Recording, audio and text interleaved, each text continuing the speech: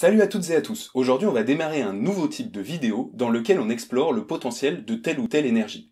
L'idée c'est vraiment pas de se perdre dans les détails mais de donner des ordres de grandeur, des ordres d'idées de ce qui est faisable et de comment le mix énergétique français va se transformer dans les années à venir. Tout de suite, on va commencer par le solaire photovoltaïque.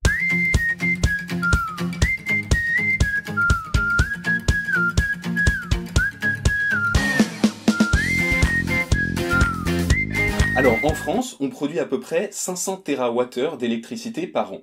1 TWh, c'est 1 milliard de kWh, et le kWh, c'est l'unité du compteur EDF. Vous savez, c'est le truc qu'on regarde avec un peu de stress avant de recevoir sa facture. Alors le solaire photovoltaïque, ça consiste à convertir l'énergie qui arrive sous forme de rayons de soleil sur Terre en électricité. En France, en moyenne sur l'année, si on prend une surface d'1 mètre carré, donc 1 mètre fois 1 mètre, elle reçoit en moyenne 1200 kWh d'énergie solaire. Ça veut dire que si on était capable de convertir 100% de cette énergie en électricité, il nous suffirait de 400 km² pour produire toute l'électricité dont on a besoin. Alors 400 km², pour vous donner un ordre d'idée, c'est 4 fois la taille de Paris Intramuros, ou c'est la taille du Grand Lyon, grosso modo. Alors évidemment, les choses sont pas si simples. On n'est pas capable de convertir 100% de l'énergie solaire en électricité.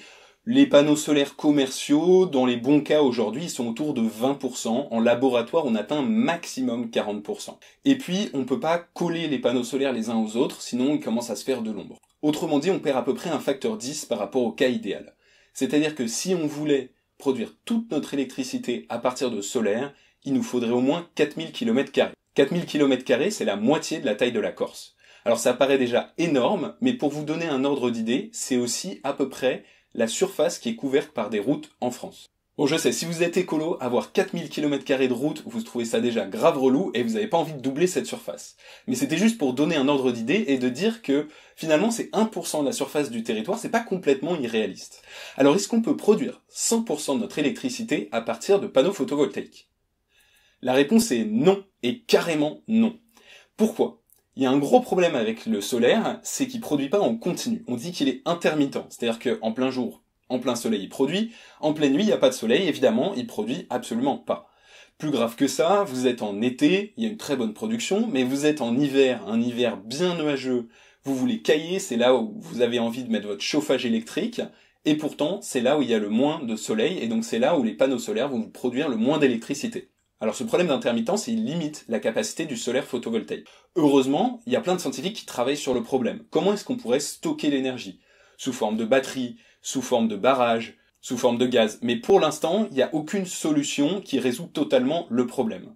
Donc on ne peut pas faire 100% d'énergie photovoltaïque. Très concrètement, en 2016, on a produit 8 TWh, donc 8 milliards de kWh à partir de photovoltaïque. Ça représente un peu plus d'1,5% de notre production d'électricité. Autrement dit, c'est très faible, mais ça va augmenter très fortement. Pourquoi? D'abord, le photovoltaïque, vous le savez, c'est une énergie renouvelable. Les énergies renouvelables, c'est à la mode, et pour de bonnes raisons. Mais il y a plus que ça. Le photovoltaïque, c'est une énergie dont le prix décroît très très rapidement. Vraiment, il dégringole, à tel point que c'est devenu moins cher que de produire de l'électricité à partir de charbon, et c'est même moins cher que de produire de l'électricité à partir du nucléaire de nouvelle génération, type EPR de Flamanville. Alors l'Agence internationale de l'énergie prévoit qu'en 2050, on produise à peu près 15% de notre énergie à partir de panneaux photovoltaïques. 15%, c'est 10 fois plus qu'aujourd'hui, donc ça représenterait une surface au minimum de 400 km², donc la taille du Grand Lyon.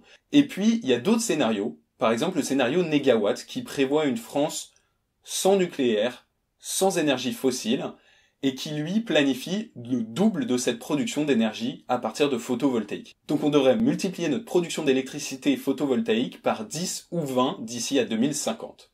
Bref, pour résumer, le photovoltaïque c'est un potentiel immense qu'on pourra jamais totalement exploiter parce qu'on ne peut pas extraire 100% de l'énergie du soleil, parce qu'il y a toujours des problèmes de stockage, mais c'est quand même une énergie qui a le vent en poupe et qui devrait prendre une place de plus en plus importante dans le mix énergétique français. Alors dans les prochaines vidéos, on va explorer l'hydro, l'éolien, le nucléaire, le charbon, enfin bref, tous les types d'énergie, de façon à pouvoir décrire quel sera le mix énergétique français en 2050. Je sais que dans cette vidéo, j'ai été très bref, j'ai vraiment dit des choses très très simplifiées, donc si vous avez des questions sur ce que j'ai dit, sur les chiffres, sur mes sources, sur ce dont j'ai pas parlé, n'hésitez pas à poser des questions dans les commentaires sur YouTube et sur Facebook, j'essaierai d'y répondre. Si ça vous a plu, mettez un pouce en l'air, partagez sur YouTube, partagez sur Facebook, et puis faites-moi des suggestions pour les prochaines vidéos. En attendant, je vous remercie et je vous souhaite à la prochaine pour faire le plein d'énergie.